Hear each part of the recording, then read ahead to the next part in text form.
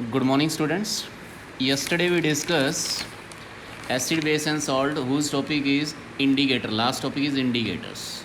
There are few natural indicators and synthetic indicator which can change the color of the substance to identify the acidic or basic nature. Now the next topic is indicator related, which is olfactory indicators. Olfactory indicators means those indicators or substance whose odor changes in acidic or basic medium.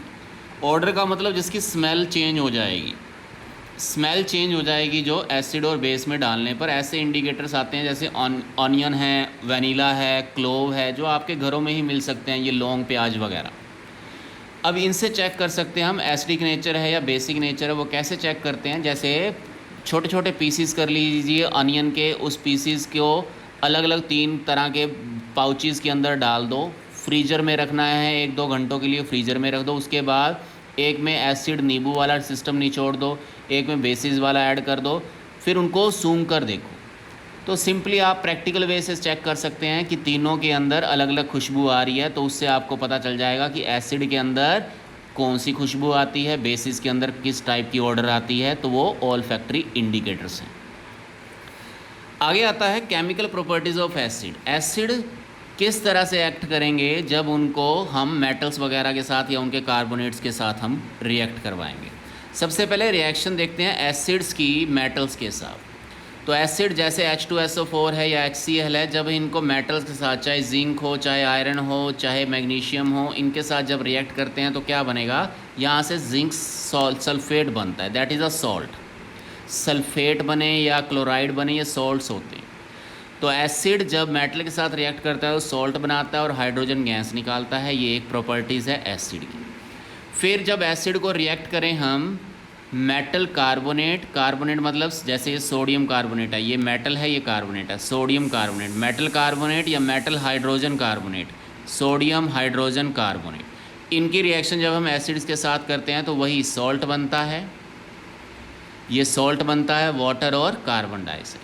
यानी चाहे metal की reaction हम कर रहे हैं, acid की reaction metal के साथ कर रहे हैं या उनके कार्बोनेट और हाइड्रोजन की कर रहे हैं एसिड के साथ, तो वो सॉल्ट बनाता है, वाटर और कार्बन डाइऑक्साइड इधर से और इधर से हाइड्रोजन गैस। फिर थर्ड प्रॉपर्टी में हम देखते हैं कि एसिड किस तरह से बेस के साथ रिएक्ट करता है। तो एसिड और बेस एक्चुअल में न्यूट्रलाइज सिस्टम कर देते हैं। अब एसिड है, ये बेस है NaOH, जब ये रिएक्शन करेंगे तो सॉल्ट बनाते हैं अगेन NaCl, इसको डिटेल में भी हम आगे करवाएंगे, और वाटर निकलता है। अब आता है मेटालिक ऑक्साइड, लास्ट वाला सिस्टम, कि मेटल के ऑक्साइड जब एसिड के साथ रिएक्ट करते हैं, जैसे कॉपर ऑक्साइड, कॉपर है मेटल आपका और ये है नॉन मेटल आपका, तो ये मेटल का ऑक्साइड है कॉपर ऑक्साइड। जब इसको हाइड्रोक्लोरिक एसिड के साथ रिएक्ट किया जाता है तो यहाँ से बनता है कॉपर क्लोराइड और H2O वाटर रिलीज़ होता है। अब यहाँ से एक चीज़ क्लियर हुई कि ये मेटल का ऑक्साइड है जो एसिड के साथ मिलकर सॉल्ट बनाता है। दैट मीन्स एसिड ये रहा, ये मेटल का ऑक्साइड है, तो एसिड प्लस बेस मिलकर ही सॉल्ट सिस्टम बनाता है, जैसे ऊपर देखा है। तो इसका मतलब ये जो मेटल के ऑक्साइड्स हैं ये बेसिक नेचर के होते हैं, ये आप याद रखोगे permanently. Metal oxides basic nature के होते हैं। बेसिक इसलिए बेस और एसिड मिलकर ही सॉल्ट बनाते हैं। अब इस सिस्टम के अंदर सबसे इम्पोर्टेंट बात क्या, कि अगर आप स्ट्रॉन्ग एसिड को ऐड करते हो वीक बेस के साथ तो वो एसिडिक सॉल्ट बनाएगा। अगर वीक एसिड को स्ट्रॉन्ग बेस के साथ ऐड करते हो तो वो बेसिक सॉल्ट बनाएगा। इसको याद रखने का सिंपल सा मेथड है बच्चों, जिसकी लाठी उसी की भैंस, यानी कि जो जितना ज़्यादा रिएक्टिव चीज़ होगी उसी का असर दिखेगा। स्ट्रॉन्ग एसिड था इसलिए एसिडिक सॉल्ट बना, स्ट्रॉन्ग बेस था इसलिए बेसिक सॉल्ट बना। अगर दोनों सेम सेम हैं, स्ट्रॉन्ग है या वीक हैं तो न्यूट्रलाइज सॉल्ट बनेगा, तो सॉल्ट न्यूट्रलाइज बनेगा।